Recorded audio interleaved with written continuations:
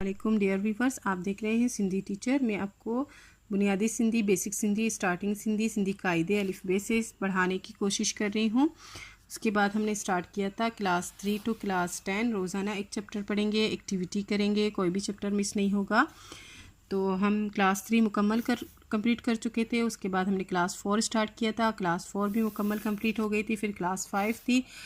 तो काफ़ी व्यूवर्स के कमेंट्स इस बात पे आ रहे थे कि मैंने क्लास 3 तो कम्प्लीटली पढ़ा दी थी, लेकिन क्लास 3 में जो ये मश्क है, एक्सरसाइज, वो मैंने नहीं कराई थी, जो कि कराना बिल्कुल ज़रूरी नहीं था। इसमें लिखा हुआ है पढ़ो एंड लिखो, मतलब इनको सिर्फ रीड करने हैं और रीराइट करने हैं, इनके मीनिंग्स नहीं बताने। लेकिन मैं आपको फिर से मीनिंग्स बताने के लिए दोबारा से क्लास 3 मैंने स्टार्ट की है। तो शुरू करते हैं। बिस्मिल्लाहिर्रहमानिर्रहीम। सबक चौतून। आज हमारे पास जो है सबक का टाइटल है था। ये ते नहीं है, ते होता तो इसमें 2 नुक्ते ऊपर होते, ये 4 नुक्ते हैं।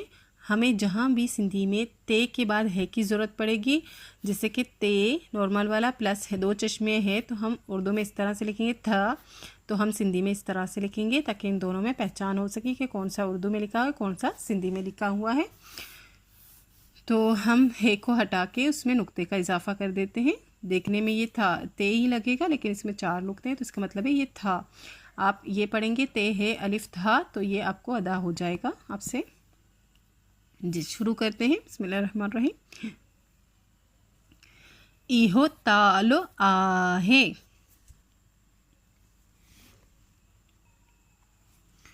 मतलब ये ताल है। ताल कहते हैं बड़ा सा, जिसमें हम कपड़े धोते हैं ना, उसको कहते हैं ताल। ठीक है, इसे कैसे पढ़ेंगे?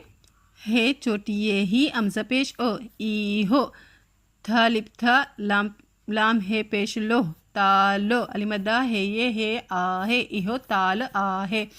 ये ताल है, एक बड़े साइज का होता है जिसमें लोग कपड़े धोते हैं। ठीक है, इहो ताली आही, ये ताली है। ताली कहते हैं उस बर्तन को, मतलब प्लेट को, जिसमें हम खाना खाते हैं। छोटे साइज़ का जो होता है जिसमें खाना खाते हैं, सालन या चावल जो भी खाते हैं, खाने के बर्तन को थाली कहते हैं। ठीक है, इसे कैसे पढ़ेंगे?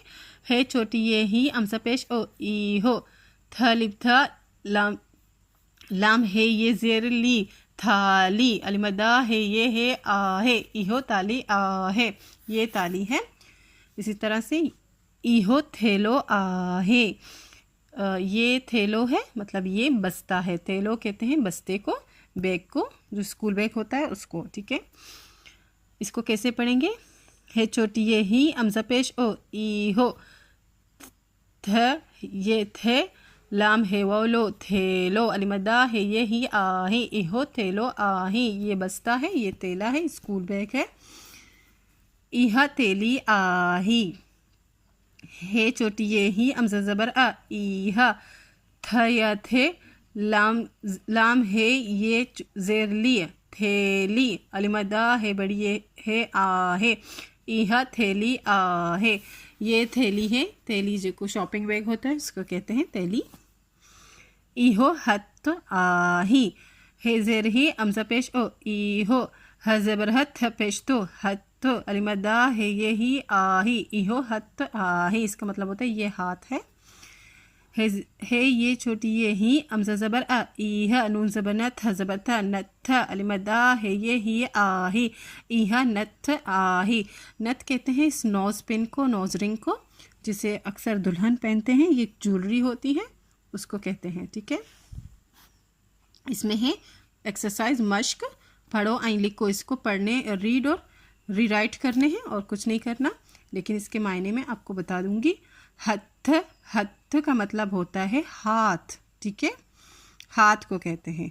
यहाँ ऊपर जो है हथ, यहाँ एक की बात हो रही है, हथ दोनों हाथों की बात हो रही है। ठीक है, इसमें पेश लगाए, इसमें ज़बर लगाए, और कोई भी इसमें कन्फ्यूजन नहीं है। कब ज़बर का, था ज़बर था, खत्ता, खत्ता कहते हैं अंदाज़ा लगाने को।